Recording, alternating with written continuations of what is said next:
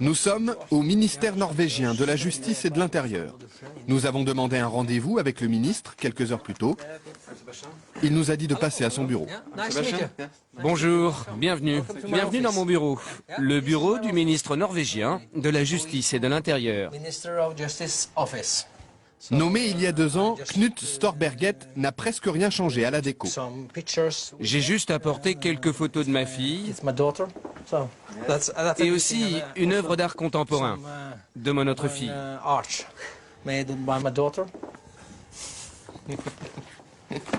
Et le reste du bureau est très simple. Vous trouvez? Oh, moi je trouve ça parfait. Ça vous suffit? Absolument. Je suis très fier de mon bureau. Parfois, le ministre finit sa journée un peu plus tôt que d'habitude. Et vous avez fini votre travail? Oui, j'arrête là. Et quelle heure est-il?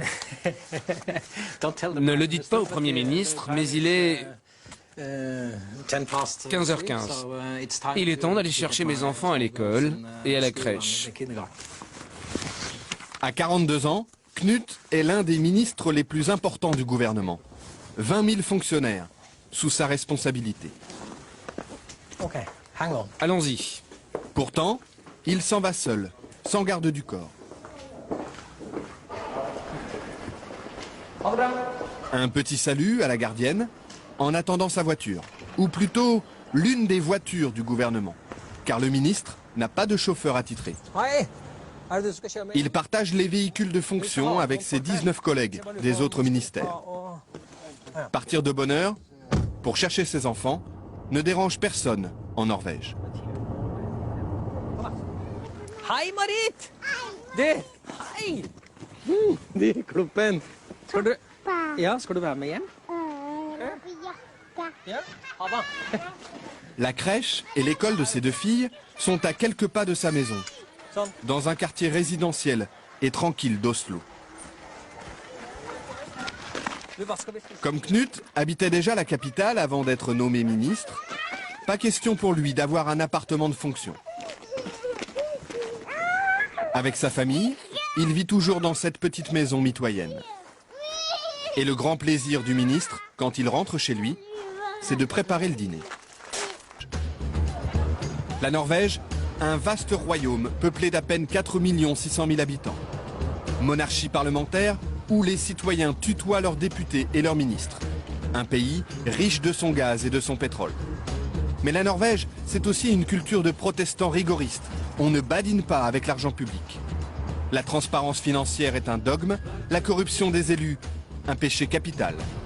Et ce pays, c'est aussi celui d'Eva Joly. La juge franco-norvégienne travaille depuis 5 ans à Oslo. En France, elle a instruit l'affaire Elf et obtenu la condamnation de la plupart de ses dirigeants. Elle conseille désormais le gouvernement norvégien pour la lutte contre le blanchiment. Ici, Eva Joly est une célébrité. Pour autant, pas question de mener grand train. Elle est soumise aux mêmes règles que n'importe quel fonctionnaire. Ses déplacements, par exemple. Aujourd'hui, elle se rend en province à une conférence. Les règles disent qu'on doit faire les transports par les moyens les moins chers et les plus rapides, compatibles avec la mission. Donc, nous sommes censés marcher à pied ou... Marcher, même si la gare se trouve à 10 bonnes minutes de son bureau. Ou prendre les moyens de transport en commun. Les transports en commun, et surtout pas le taxi. Au début, lorsqu'elle revenait d'une mission à l'étranger, Eva Joly rentrait chez elle en taxi et se le faisait rembourser par l'État. Habitude scandaleuse aux yeux de la presse qui l'a vite rappelée à l'ordre. Le titre était « Eva Joly vit grassement au dos de l'État » ou quelque chose comme ça. Donc, et j'ai compris, de façon assez innocente, je peux dire, que j'avais franchi un tabou et que si je voulais prendre un taxi, je me le payais. Hi. Salut. Je Je suis avec une équipe de télé française là. Je leur raconte mon histoire avec les taxis. Depuis, Eva Joly dit avoir compris la mentalité de ses compatriotes. Cette intransigeance, lui apparaît comme une vertu démocratique. C'est un garde-fou très efficace et qui évite tout dérapage. Je pense qu'en France, on a vraiment vu ce que ça donne quand il n'y a pas de contrôle.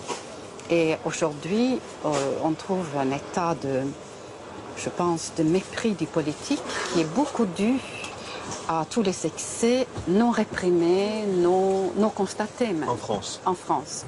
En France, élus et ministres disposent d'une enveloppe pour leurs frais quotidiens, sans justificatif. En Norvège, c'est l'inverse. Ils doivent tout avancer et ne sont remboursés que sur facture. La preuve, avec le ministre des Affaires étrangères en déplacement officiel dans le nord du pays. Là aussi, sans garde du corps. Ce jour-là, il inaugure une école de commerce, visite une base militaire, rencontre les élus locaux.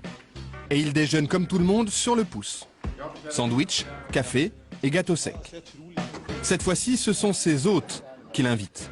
Le ministre n'a rien à débourser. C'est lui qui paie le café. Mais d'habitude, il dispose d'un forfait très serré. 50 € pour 2 repas, 120 € la nuit d'hôtel. Il y a une limite pour chaque jour, hôtel, repas, couvert. Et si on dépasse cette somme, on doit le payer De votre poche. de son poche.